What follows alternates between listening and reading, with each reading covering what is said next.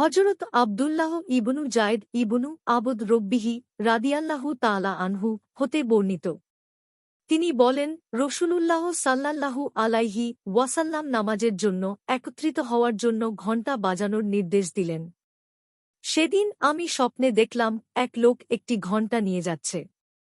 আমি তাকে জিজ্ঞেস করলাম, হে আল্লাহর বান্দা, তুমি কি এ ঘণ্টাটা বিক্রি করবে? সে বলল, তুমি এ ঘণ্টা দিয়ে কি করবে?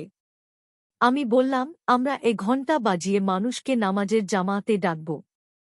সে ব্যক্তি বলল, আমি কি তোমাকে এর চেয়ে উত্তম পন্থা বলে দিব না?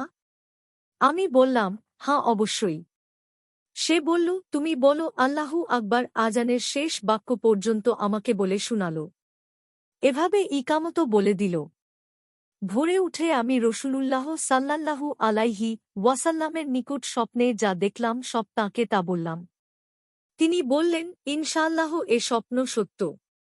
এখন তুমি স্বপ্নে যা দেখেছ বিলালের সাথে দাঁড়িয়ে তাকে বলতে থাকো, আর সে আজান দিতে থাকুক, কারণ তার কণ্ঠস্বর তোমার চেয়ে জোরালো।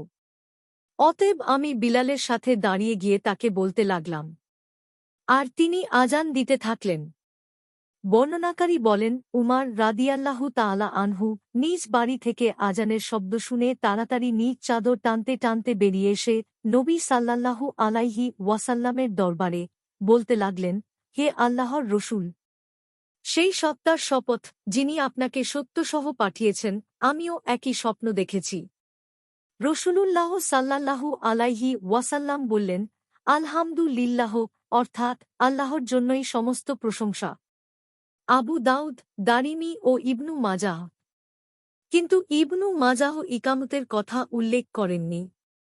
ইমাম তিরমিজি বলেছেন, হাদিস সহিহ।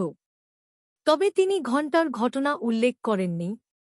আবু দাউদ ৪৯৯, দারিমি ১১৮৭, তিরমিজি ১৮৯, ইবনু মাজাহ ৭০৬, ইরওয়া ২৪৬, মিশকাতুল মাসাবিহ ৬৫০। হাদিসের মান হাসান সহিহ।